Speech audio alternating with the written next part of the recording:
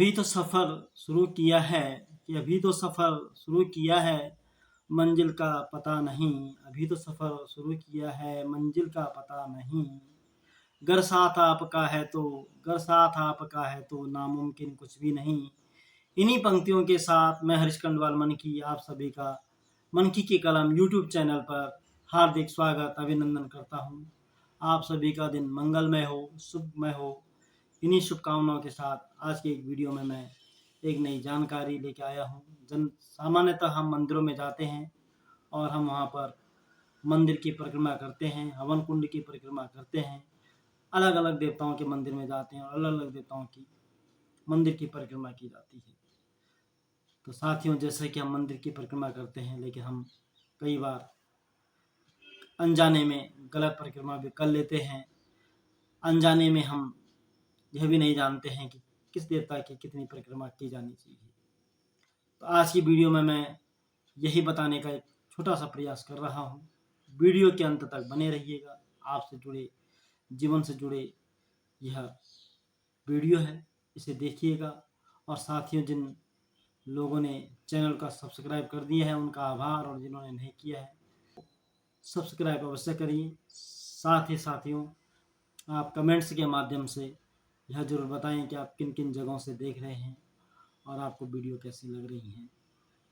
इसी के साथ ऊपर आई बटन पर जो अन्य वीडियो के लिंक हैं उन पर क्लिक कीजिएगा और उनके बारे में भी अपनी राय दीजिएगा। तो चलते हैं आज के इस वीडियो में मैं मंदिर की परिक्रमा के बारे में बताने का एक प्रयास। परिक्रमा कि जब हम मंदिर में जाते हैं तो हम भगवान की परिक्रमा जरूर करते हैं, और ऐसा हमने करते हुए देखा है और करते हुए आ रहे हैं। लेकिन हमको यह पता नहीं होता है कि हम क्यों कर रहे हैं या किस लिए की जाती, तो हम इसकी विस्तृत जानकारी आज बता रहे हैं। पर कभी हमने मंदिर की परिक्रमा करते हुए जब हम मंदिर के चारों ओर घूमते हैं तो सोचा है कि किस भगवान की मूर्ति का, किस देवता का परिक्रमा क्यों की जाती है और कितनी बार करनी है। जनरली हम 3 बार, 2 बार, 4 बार ऐसे कर लेते हैं।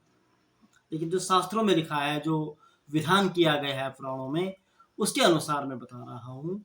जिस स्थान पर मूर्ति की प्राण प्रतिष्ठा हुई होती है, जहाँ पर कोई मूर्ति की प्राण प्रतिष्ठा की जाती है मंदिर में, उसके मध्य बिंदु से लेकर, जो उसका मध्य बिंदु होता है, उससे लेकर कुछ दूरी तक दिव्य प्रभा अथवा प्रभाव माना जाता है। जो जहाँ पर मूर्ति स्थापित हुई है उस बिंदु से कुछ दूरी पर, कुछ उसके सर्कल में कुछ जो प्रभाव होता है वो माना जाता है।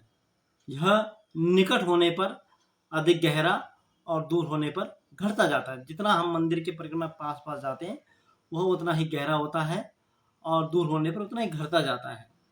इसीलिए जो मंदिर में प्रतिमा रखी जाती है उसके निकट परिक्रमा करने से जो देवीय शक्तियाँ होती हैं, जो देवताओं की शक्ति होती है, जो प्रभाव होता है, वह ज्योतिर्मंडल से निकलने वाला तेज की सहज से प्राप्ति होती है। उसके तेज हमें प्राप्त होता है, उसकी हमें एक सकारात्मक ऊर्जा प्राप्त होती है, हमारे अंदर एक सकारात्मक भाव की जागृति होती है।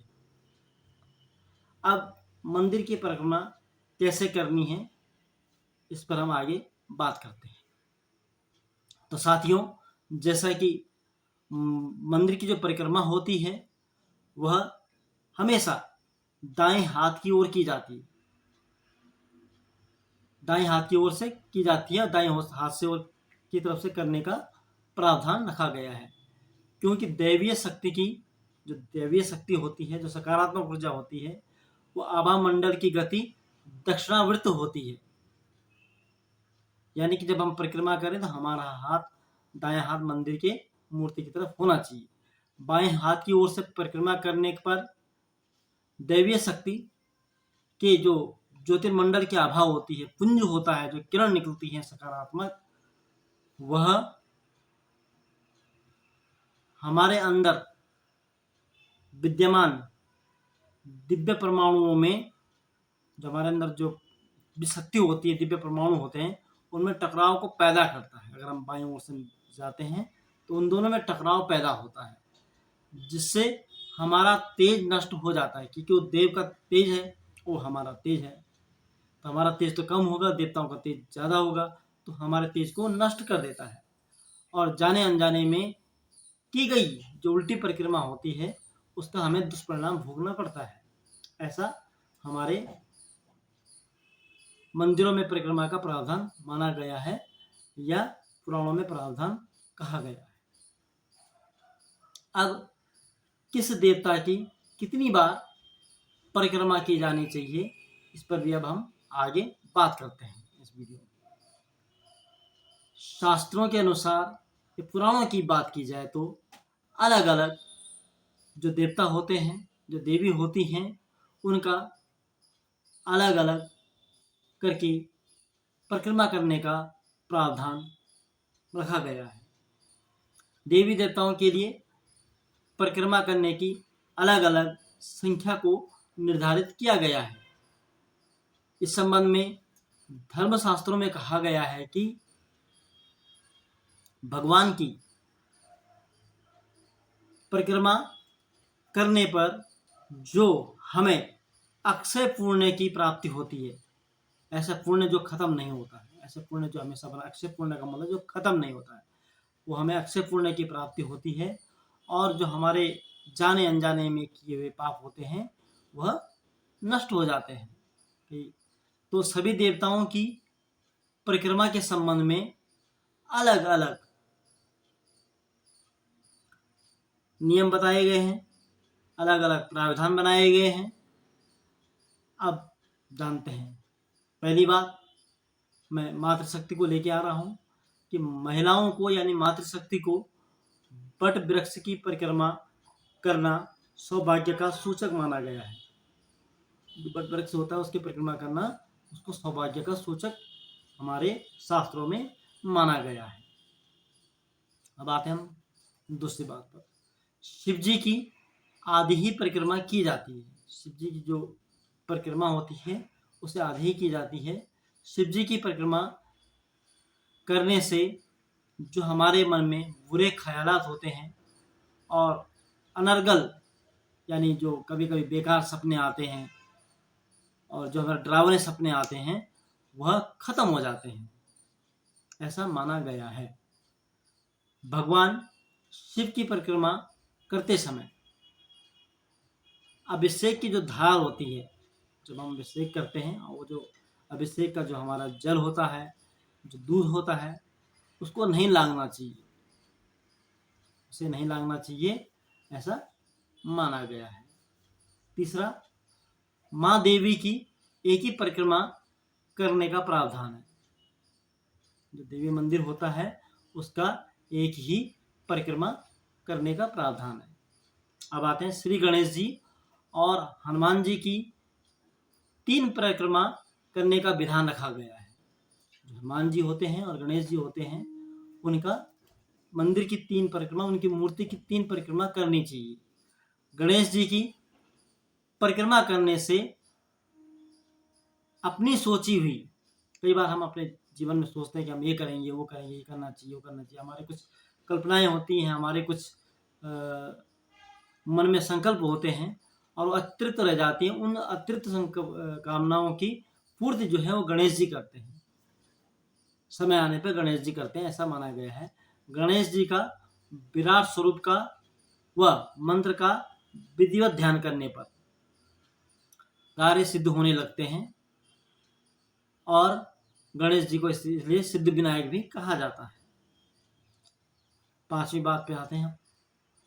भगवान विष्णु जी एवं उनके सभी अवतारों की, भगवान विष्णु जी हैं और उनके जितने भी अवतार हैं, राम, कृष्ण, नरसिंह, 12 जितने भी अवतार हैं, उनकी 4 बार परिक्रमा करने का प्रावधान है। राम मंदिर के भी 4 बार, कृष्ण मंदिर की भी 4 बार, विष्णु भगवान जी की भी 4 बार परिक्रमा करने का जो प्रावधान रखा गया है। विष्णु जी की परिक्रमा करने से क्या होता है कि जो हमारे हृदय का परिपुष्ट और संकल्प, जो हमारा हृदय होता है, जो हमारा मन होता है, वह संकल्प ऊर्जावान बनकर हमें एक सकारात्मक सोच और एक सकारात्मक ऊर्जा को बढ़ाता है, उसमें वृद्धि करता है।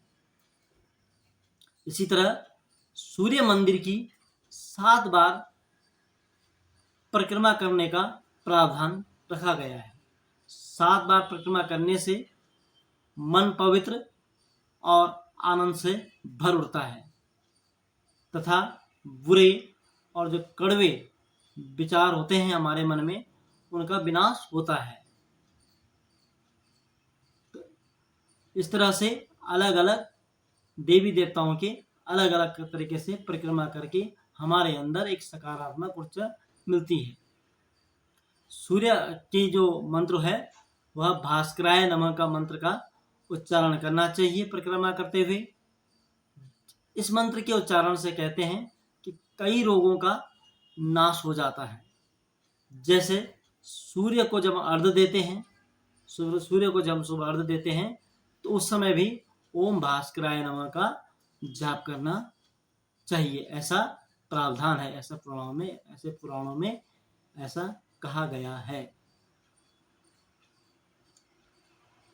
देवी के मंदिर में महज एक परिक्रमा का प्रावधान करने का मैंने पहले भी बताया, फिर भी मैं दोबारा यहाँ पे वर्णन कर रहा हूँ। और उसमें परिक्रमा करते हुए निर्वाण मंत्र जो देवी का होता है उसका ध्यान जरूरी बताया गया है। इसमें जो संकल्प सजोए गए हैं और जो हमारे लक्ष्य होते हैं उनको हम सकारात्मक रूप से लेते हुए उनको हम प्राप्त कर लेते हैं, ऐसा बताया जाता है, ऐसा कहा गया है। अब परिक्रमा करने के संबंध में कुछ नियम हैं और उन नियमों को भी हम जान लेते हैं कि अगर हम जब मंदिर की परिक्रमा कर लेते हैं तो क्या करना चाहिए कि परिक्रमा शुरू करने के पश्चात बीच में रुकना नहीं चाहिए। अगर एक बार परिक्रमा शुरू हो गई तो बीच में रुकना नहीं चाहिए, परिक्रमा को पूरा करना चाहिए। साथ ही परिक्रमा वहीं खत्म करें जहां से शुरू की गई थी। परिक्रमा को वहीं खत्म करनी है जहां से हमने शुरुआत की थी।